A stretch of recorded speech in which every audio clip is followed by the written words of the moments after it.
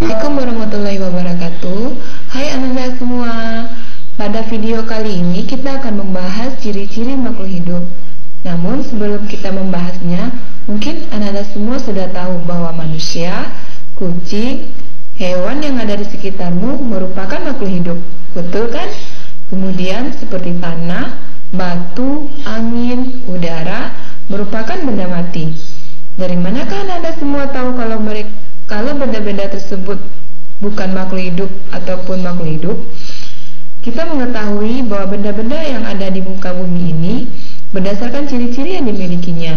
Nah, bagaimana dengan ciri-ciri makhluk hidup? Yuk kita bahas lebih lanjut.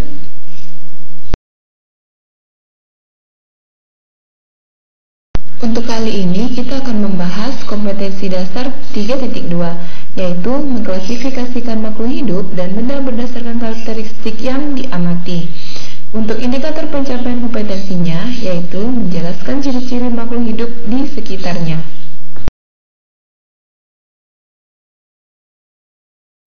Nah, ciri makhluk hidup yang pertama yaitu bergerak. Gerak aktif biasanya dilakukan oleh hewan dan manusia. Kenapa? Karena hewan dan manusia dapat bergerak bebas atau berpindah tempat. Hal ini disebabkan karena hewan dan manusia memiliki sistem gerak. Sistem gerak ini merupakan kerjasama antara tulang, otot, serta sendi. Alat gerak pada hewan itu bermacam-macam. Misalnya, kucing dengan kakinya, burung dengan sayapnya, ikan dengan siripnya, kelelawar dengan sayapnya, atau kamu bisa menyebutkan contoh alat gerak yang lain? Selanjutnya, gerak pasif. Gerak pasif itu merupakan gerak yang dilakukan oleh tumbuhan. Kenapa? Karena tumbuhan tidak dapat bergerak bebas atau berpindah tempat. Hal ini disebabkan karena gerak pada tumbuhan disebabkan oleh adanya rangsangan yang berasal dari tubuh tumbuhan itu sendiri atau lingkungan di sekitarnya. Misalnya, gerak pada tumbuhan menuju datangnya cahaya. Hal ini disebabkan karena adanya rangsangan berupa cahaya.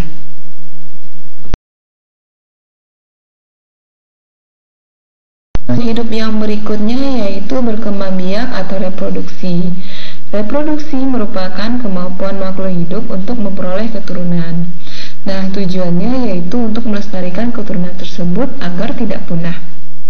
Reproduksi atau perkembangbiakan ini dapat dibedakan atas dua, yaitu perkembangbiakan generatif dan perkembangbiakan vegetatif. Perkembangbiakan generatif merupakan perkembangbiakan yang melibatkan dua induk. Sedangkan perkembangbiakan vegetatif yaitu perkembangbiakan yang hanya melibatkan satu induk saja dan sifatnya sama dengan induknya.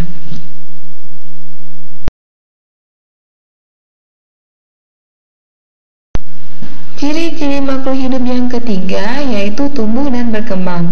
Tumbuh dan berkembang merupakan dua hal yang saling berkesinambungan. Tumbuh merupakan pertambahan ukuran atau volume makhluk hidup karena jumlah dan ukuran sel juga bertambah.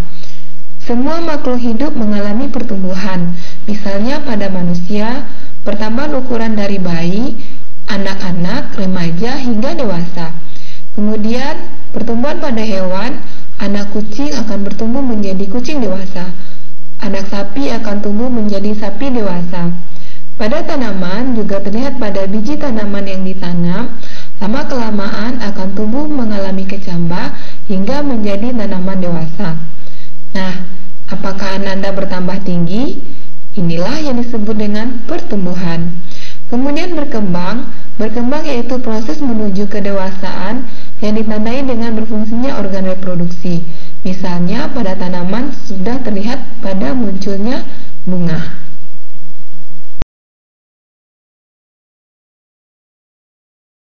Nah, ciri-ciri makhluk hidup yang keempat yaitu peka terhadap rangsangan atau iritabilitas.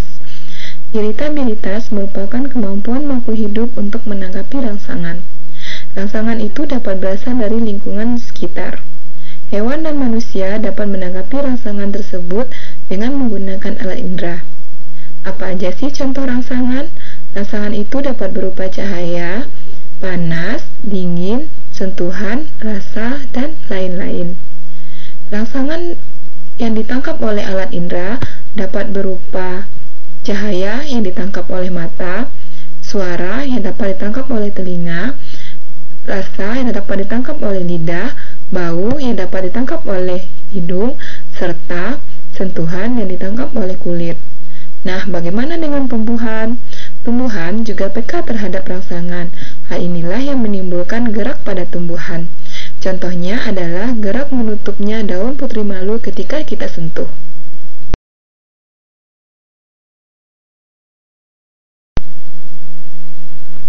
Ciri makhluk hidup yang selanjutnya yaitu bernapas atau respirasi. Bernapas adalah proses pengambilan oksigen dan mengeluarkan karbon dioksida serta uap air dari dalam tubuh.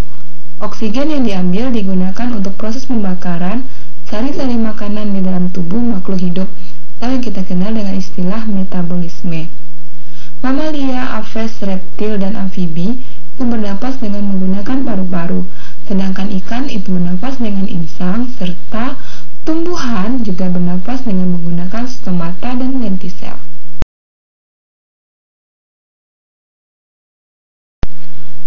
Nah, ciri-ciri makhluk hidup selanjutnya yaitu makan atau nutrisi.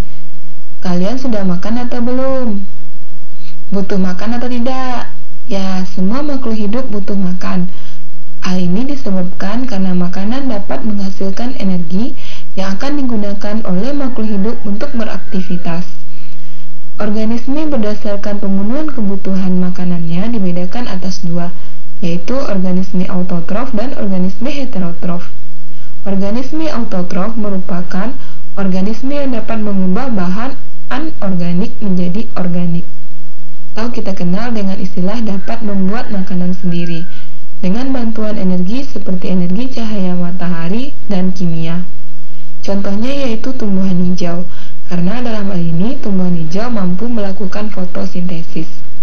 Yang kedua yaitu organisme heterotrof, merupakan organisme yang membutuhkan senyawa organik di mana karbon yang diekstrak untuk pertumbuhannya. Organisme heterotrof memperoleh senyawa organik dari organisme autotrof. Contohnya adalah hewan dan manusia.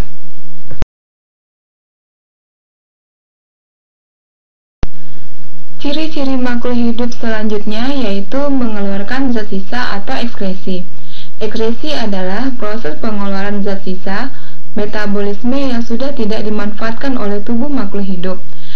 Ekskresi ini biasanya bersifat racun, oleh karena itu harus dikeluarkan dari tubuh karena dapat mengganggu kinerja tubuh.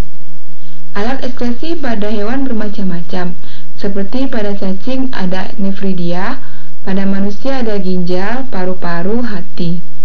Pada ginjal manusia biasanya menghasilkan urin. Pada hati itu biasa menghasilkan zat empedu. Pada saat bernafas kita selalu mengeluarkan CO2. Dan ketika kita berolahraga atau melakukan aktivitas berat, biasanya kita mengeluarkan keringat. Keringat mengandung salah satunya mengandung amonia yang harus dikeluarkan dari tubuh.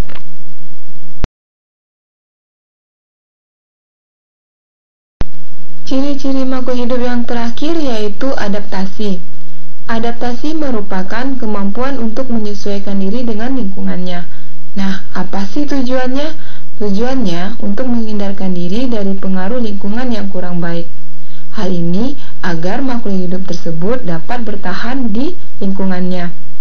Nah, hewan dan tumbuhan serta manusia mempunyai cara adaptasi yang berbeda-beda. Misalnya, paus dan lumba-lumba akan muncul secara berkala ke permukaan air untuk mengambil oksigen. Atau pada tumbuhan seperti pohon jati menggugurkan daunnya pada musim kemarau.